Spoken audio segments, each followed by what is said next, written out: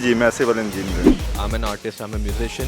मैं यहाँ पे सॉफ्टवेयर इंजीनियर हूँ यूकेजी में। मैं भी cyber security Selected as the RBI Grade P DPR officer. आपको लगता है साइबर सिक्योरिटी में फ्यूचर है, स्कोप है? सिविल इंजीनियर का क्या स्कोप है? डेटा साइंटिस्ट बनने के लिए क्या पढ़ना पड़ता है, क्या प्रोसीजर रहता है? मेडिकल कॉन्ट्रैक्टर बनने के लिए अगर किसी को बनना है तो क्या पढ़ना पड़ेगा? नमस्ते दोस्तों, welcome back to good India. क्या आप भी अपना इंस्टाग्राम खोलते हो, स्टोरीज देखते हो और उसमें देखने को मिलता है कि कोई ट्रैवल कर रहा है, कोई बहुत अच्छा खाना खा रहा है और फिर आप सोचते हो भाई ये बंदा करता क्या है काम? तो हमने सोचा क्यों ना आपके लिए पूछा जाए। So we went to the streets and we asked people what do you do for a living. आइए देखते हैं। What do you do for a living? Recently, I am selected as the RBI Grade P DPR officer, and before that, I have done Masters in Economics from Delhi School of Economics, and I worked for around 3 years as a consultant in Deloitte. So currently I am working in an MNC as a data scientist. मैं यहाँ पे software engineer हूँ UKG में। तो यहाँ पे भी हम लोग कटिंग एज टेक्नोलॉजीज बनाते हैं। अच्छा है। जी मैं civil engineer. I'm a cybersecurity analyst. I am actually a team lead working for Accenture. मैं भी साइबर सिक्योरिटी फील्ड में ही काम करता हूँ। I'm an artist, I'm a musician, and I'm usually traveling and just soaking in different kinds of air everywhere. हम medical contractor हैं। I'm a cyber security professional and I secure companies, sites, all those things. आपको लगता है cyber security में future है, scope है? Yes, I do work in cyber security, तो काफ़ी फ्यूचर है। कमिंग गवर्नमेंट की भी पॉलिसीज़ में यही आया है कि कंप्लाइंस इशूज़ में साइबर सिक्योरिटी पे ही मेजर फोकस होना चाहिए। And I guess cyber security is the next boom. What exam did you give? क्योंकि आपने बताया कि आप RBI grade B DBI officer का एग्जाम क्लियर किया आपने, तो वो होता क्या है और वो बनते कैसे हैं? So, the eligibility is Masters in Economics from any recognized university. After that, that exam was named as RBI Grade B DEPR, which stands for Department of Economic and Policy Research. This is one of the department in Reserve Bank of India, and it is very good examinations for the bright students. So that's the exam. That's the name of the exam. Yeah, and it is conducted in the 3 phases. One is like prelims, mains, and interview, and it will require so much dedications and efforts. Like only few people are selected. You're one of them. Yeah, I am thankful to that. Civil engineer का क्या scope है engineering का? देखिए ये पूरी दुनिया में civil के जितने भी रोड हैं, आप देखिए कुछ भी है वो सिविल के बगैर तो चल नहीं सकता कुछ भी। मान लीजिए आप आईटी सेक्टर में भी, आईटी सेक्टर के लिए भी उनको बैठने के लिए कम से कम बिल्डिंग चाहिए होगी, ठीक है? तो सबसे पहले सिविल का पार्ट आता है, उसके बाद ही कुछ होगा। कोई भी अगर लैंड आप करोगे, सबसे पहले आपको क्या करना पड़ेगा, पहले उसको डेवलप करना पड़ेगा, वो सिविल का पार्ट आता है। फिर उसके बाद आप उसके ऊपर स्ट्रक्चर खड़ा करोगे कि हाँ कोई आईटी सेक्टर में जाओगा, कोई मैकेनिकल में जाएगा, कुछ भी जाएगा, कुछ फैक्ट्री बनाओगे, वो भी सिविल का पार्ट है। सही बात है। तो उसके लिए आपने क्या पढ़ाई करी है साइबर सिक्योरिटी में काम करने के लिए? एज सच कोई नहीं, नॉर्मल इंजीनियरिंग। उसके बाद आप खुद से इस फील्ड को एक्सप्लोर करो, रेलिवेंट स्किल सीखो, उस पर अपना खुद की लैब्स करो, हैंड्स ऑन एक्सपीरियंस बिठाओ। डेटा साइंटिस्ट बनने के लिए क्या पढ़ना पड़ता है, क्या प्रोसीजर रहता है? Like for me, I did my masters in economics from DSC. After that, I got placed in an MNC, and so basically for a data scientist, your basics should be at your fingertips. So by basics I mean statistics, mathematics, right, econometrics, and then you also should understand computer programming. Like there are multiple languages, you need to master any one coding language. There are multiple tools, there are multiple databases.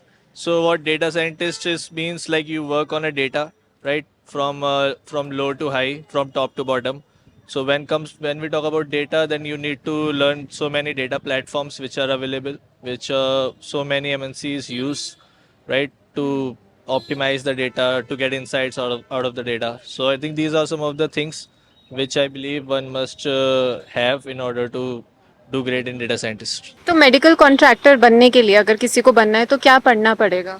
No बनना means like ऐसा होता है कि जैसे already हम civil engineer हैं और like जो मेरे दोस्त हैं वो आर्किटेक्ट हैं, वो स्पेशली 14 साल से हॉस्पिटल ही डिजाइन कर रहे हैं। सो हम लोग मिलकर एज अ टीम काम करते हैं। तो आप सिविल इंजीनियर हैं। हाँ, सो लाइक उसमें ऐसा कुछ नहीं है कि आपको बनना पड़ेगा, केवल अपॉर्चुनिटीज अपना क्रिएट हो जाते हैं, सो उसको आपको ग्रैब करना होता है, दैट्स ऑल। अच्छा, तो अगर कोई सिविल इंजीनियरिंग फील्ड में नहीं है तो that person can not become a medical contractor. ऐसा कुछ नहीं है, लाइक वो अब इंडिया के अंदर कोई ऐसा नहीं है कि कोई पढ़ा लिखा इंजीनियर कॉन्ट्रैक्टर बन सकता है। इंडिया में तो कोई भी कुछ भी कर सकता है, कुछ भी पॉसिबिलिटीज है, ठीक है, से very Frank. So degree is not an issue.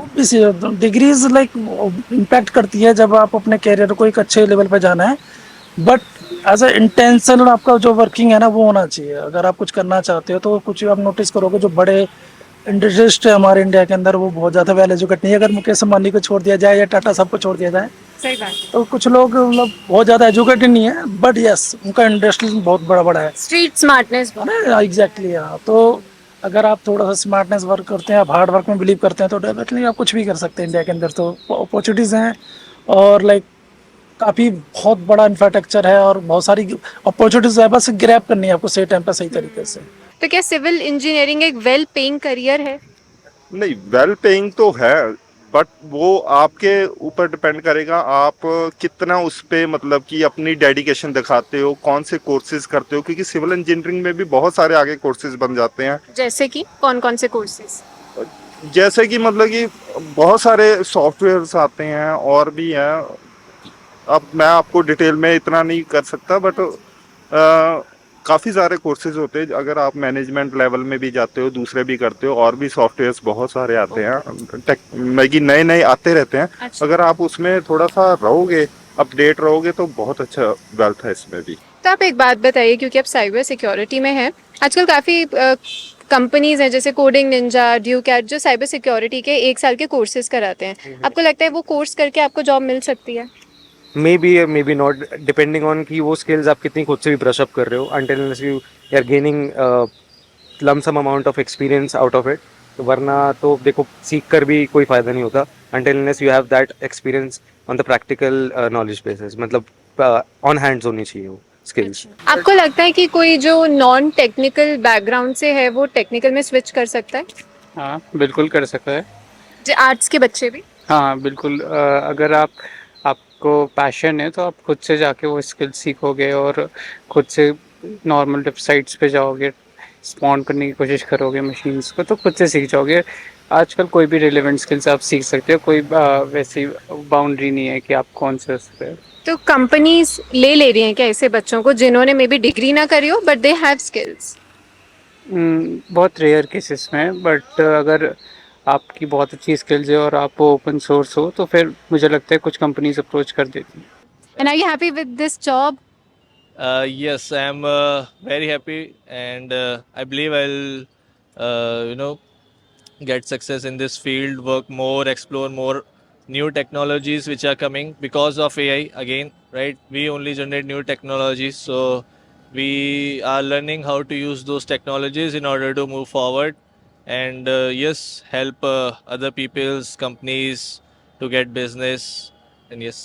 We also pay taxes for our country, so that's again one thing which we include, which we contribute to our economy. So I am happy for that. क्या होते हैं medical contract? Contractor specially वो hospital design करना, hospital construction करना, hospital के सारे interior करना है, एंड उसके अंदर जो भी प्रोडक्ट्स है वो सप्लाई करते हैं हमको। Is it a well paying career? या obviously this is very well, क्योंकि इंडिया के अंदर इंफ्रास्ट्रक्चर अभी इतना स्ट्रांग नहीं है, और specially in medical sector.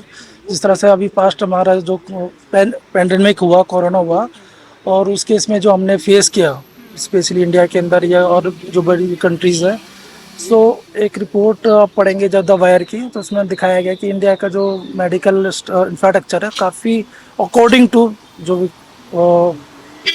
Improving countries है ना उसके हिसाब से काफ़ी कम है। सो इस सेक्टर के अंदर बहुत अपॉर्चुनिटीज़ है, और मेडिकल ओबीसी आने वाले टाइम में मेडिकल्स और ये डिजिटल मार्केटिंग 2-3 सेक्टर्स है, और इंफ्रास्ट्रक्चर इंडिया के अंदर इंफ्रास्ट्रक्चर बहुत ज़्यादा डेवलप होना है, क्योंकि ऑल ओवर वर्ल्ड की जो इंटेंशन है वो इंडिया के ऊपर ही है, क्योंकि मैक्सिमम कंट्रीज आर डेवलप्ड हैं।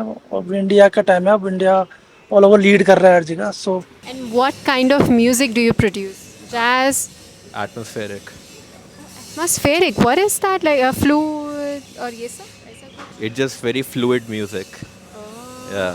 Like with a To flow. handpan and something. Not yet. Not yet. Not a handpan, but yeah, similar thing. You're in the right direction. तो उम्मीद करते हैं कि आपको हमारी वीडियो पसंद आई होगी. इसी तरीके से अपना प्यार देते रहें. लाइक, शेयर एंड सब्सक्राइब करना बिल्कुल भी ना भूलिए.